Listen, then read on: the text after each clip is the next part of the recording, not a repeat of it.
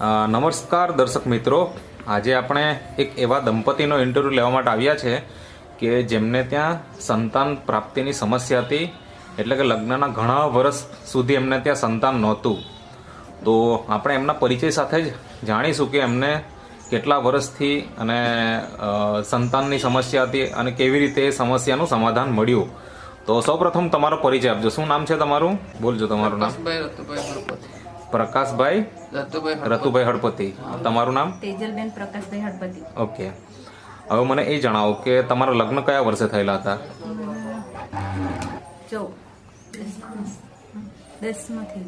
2010માં.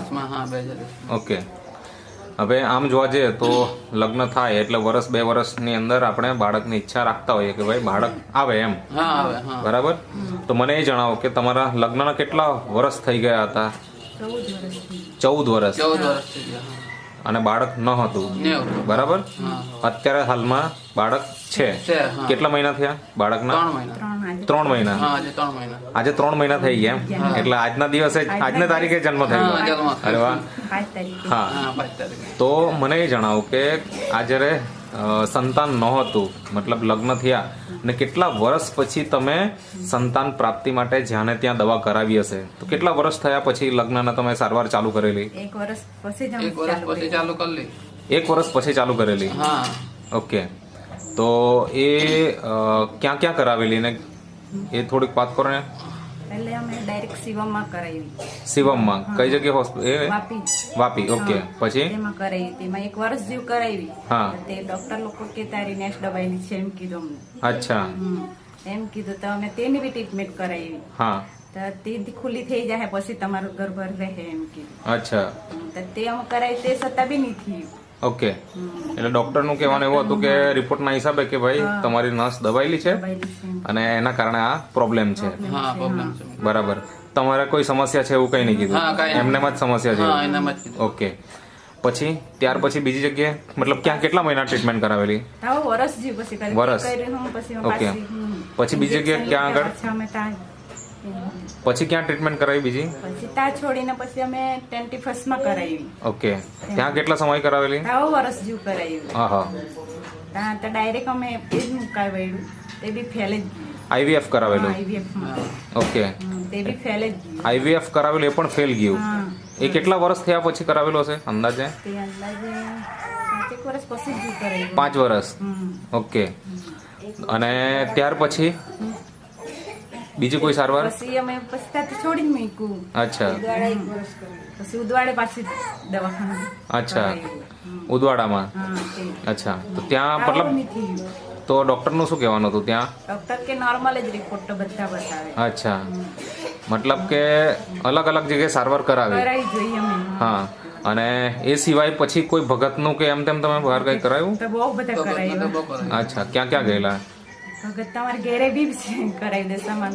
અચ્છા, બધી જગ્યાએ. તો બી અલગ અલગ ગામના નામ જેવું બોલવાય. કયા કયા વિસ્તારમાં? એક ઉદવાડા ગયેલા. અચ્છા, પારડી, દેગામ, પછી અહીં તંબાડી ગયેલા. અચ્છા, પછી નાનાકુંડા ગયેલા. હા હા હા. દમણ ગયેલા. કેટલાક ભગતને બતાવ્યો છે? 40 થી 45 વખત. ઓહો હો હો. કોઈ વૈદની દવા? કઈ વૈદની દવા કઈ લાગી જ નહીં અમને. વૈદની દવા કોઈ કરાવેલી ખરી? અચ્છા, ડોક્ટરની દવા ચાલતી હતી એ પણ એમાં પણ કઈ થયું નહીં. હવે જ્યારે આવી રીતના એક વર્ષ વીતતું ગયું તો તમને શું થતું હતું પછી? પછી અમે કંટાળી ગયા. કરાવવાના જ નહીં. અચ્છા, મતલબ પછી તમને ધીરે ધીરે એવું થવા લાગ્યું કે હવે આ પ્રોબ્લેમ નો ઉકેલ મળશે કે કેમ એમ? બરાબર ને? હવે ત્યાર પછી અત્યારે તો હાલમાં તમારે ત્યાં બાળક છે, બરાબર ને? એ પણ આપણે જોઈશું. તો બાળકમાં મતલબ છોકરો છે કે છોકરી છે? છોકરી છે. અને 3 મહિના આજે થઈ ગયા. બરાબર. તો આજે બાળકનું જે તમને રિઝલ્ટ આવ્યું, બરાબર, તો એ કેવી રીતના એ થોડીક વાત કરો. શીતલબેને જણાવ્યું. આજે અહીંયા બાજુમાં બેસેલા છે આ શીતલબેન, એમણે તમને માહિતી આપી. અચ્છા, એ લોકો તમારા કોણ થાય? જેઠાણી લાગે. અચ્છા, એટલે ઓળખાણમાં સગામાં છે એમ. બરાબર. એટલે એમણે તમને વાત કરી અને એમના ઉપર તમે વિશ્વાસ રાખીને રાખીને અમે દવા લીધી. લીધી. અચ્છા, તો તમે જ્યારે લીધી ત્યારે તમને પૂરેપૂરો વિશ્વાસ હતો કે આ રિઝલ્ટ આવશે જ એમ? આટલી બધી દવા કરેલી હોય તો આપણને થોડું રાખીને અમે કરી. હા. તો મને એ જણાવો કે તમે જ્યારે આ 14 વર્ષ દરમિયાન અલગ અલગ ડોક્ટર્સ કે પછી અલગ અલગ જગ્યાએ તમે ભગત ભુવાની જે પણ તમે સારવાર કરાવી હશે એમાં કેટલો ખર્ચો થયેલો અંદાજે? તમને કદાચ અંદાજો હોય. હા 2 થી 3 લાખ ગયા. 2 થી 3 લાખ રૂપિયા તો ખરા જ એમ. હા, હિસાબ ખરા. રાખ્યો નહીં હોય આપણે. હિસાબ તો નહીં રાખ્યા, છૂટા ખર્ચા કર્યા એટલે ખબર જ નહીં પડે. અચ્છા, અને એની સામે તમે જે શીતલબેને સલાહ આપી તો કઈ પ્રોડક્ટ વાપરી જે અહીંયા આપણે આ ટેબલ પર રાખી છે? હા એ જ છે. એ નેટસપ કંપનીની પ્રોડક્ટ છે, બરાબર. આ કોઈ સ્પેશિયલ સંતાન પ્રાપ્તિ માટેની મેડિસિન નથી, પણ આ પ્રોડક્ટ વાપરવાથી તમારે ત્યાં આજે બાળક છે જેમાં આજે Naturamore for women, Naturamore vanilla, પછી ઇઝી ડિટોક્સ છે, ન્યુટ્રી લીવર છે, પછી મેન્સ વેલનેસ અને વુમન્સ વેલનેસ, બરાબર. તમે કેવી રીતના વાપરતા? 2 ટાઈમ, 1 ટાઈમ? 2 ટાઈમ વાપરતા. સવાર સાંજ 2 ટાઈમ. હા, દૂધ સાથે કે પાણી સાથે? દૂધ સાથે. દૂધ સાથે લેતા. ઓકે, તો આ વાપર્યાના કેટલા દિવસ કે કેટલા મહિનાની અંદર તમને રિઝલ્ટ દેખાયું? 3 મહિનામાં જ રિઝલ્ટ મળ્યું. 3 મહિનાની અંદર રિઝલ્ટ મળી ગયું, બરાબર. તમને ખબર કેવી રીતના પડી રિઝલ્ટ મળી ગયું એમ? તમે પોતે ટેસ્ટ કર્યો કે પછી કોઈ ડોક્ટરને બતાવ્યું કે કેવું? નહીં. જાતે જ ટેસ્ટ કર્યો? હા જાતે. એટલે ડોક્ટરને બતાવ્યું. બતાવ્યું 3 મહિના ચાલુ કર્યો પછી સેક એમ કર્યું. હા. હા તો સેમ કીધું. તો તમને શરીરમાં પહેલા તો શું શું સમસ્યા હતી એ દૂર થઈ? પહેલા એ જણાવો. તમને માસિક ધર્મના કોઈ પ્રોબ્લેમ હતા? પ્રોબ્લેમ હતો અમને. કેટલા મહિના આવતું કે કેવું કઈ? પ્રોબ્લેમ તો 2 મહિના 3 મહિના થઈ જતું. 2-3 મહિને માસિક ધર્મ આવતું, બરાબર. ઓકે, બીજી કોઈ સમસ્યા તમને? કંઈ નહીં હતું. ઓકે, માસિક ધર્મની સમસ્યા હતી. અને જ્યારે ડોક્ટરને બતાવ્યું ત્યારે એમણે કીધું કે નસ દબાયેલી છે. બીજું શું કોઈ ડોક્ટર કંઈ કહેતા? બીજું કંઈ નહીં. તો આવી સમસ્યા હતી. અને એક વખત IVF પણ કરાવ્યું અને 3-1 લાખ રૂપિયાનો ખર્ચો થઈ ગયો. હા. તો આ જે આપણે નેટસપ કંપનીની જે પ્રોડક્ટ છે જે અહીંયા આપણે ટેબલ ઉપર રાખી છે એનો ટોટલ ખર્ચો કેટલો કર્યો તમે? એનો 45,000. Okay, total. એટલે કે તમે જ્યારે પ્રેગ્નન્સી રહી ત્યાં સુધી તો વાપરી જ, પણ ત્યાર પછી તમે પાછી અમે લીધી. ચાલુ રાખ્યું ને? હા ચાલુ રહી. અચ્છા, તો ત્યારે તમે શું વાપરતા હતા?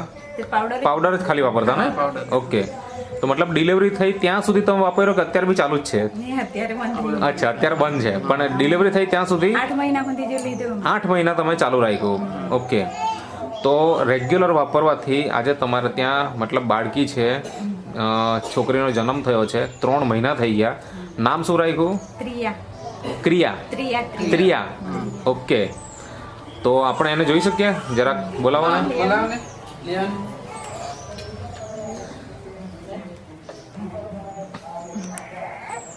હા, તો દર્શક મિત્રો આપણે જોઈ શકીએ આ બાળકી છે એકદમ તંદુરસ્ત. જન્મે ત્યારે કેટલો વજન હતો એમનો? 3 કિલો. 3 કિલો, એટલે એકદમ 3 તંદુરસ્ત. કિલો 100 ગ્રામ જેવું. અને 3 મહિના થઈ ગયા છે.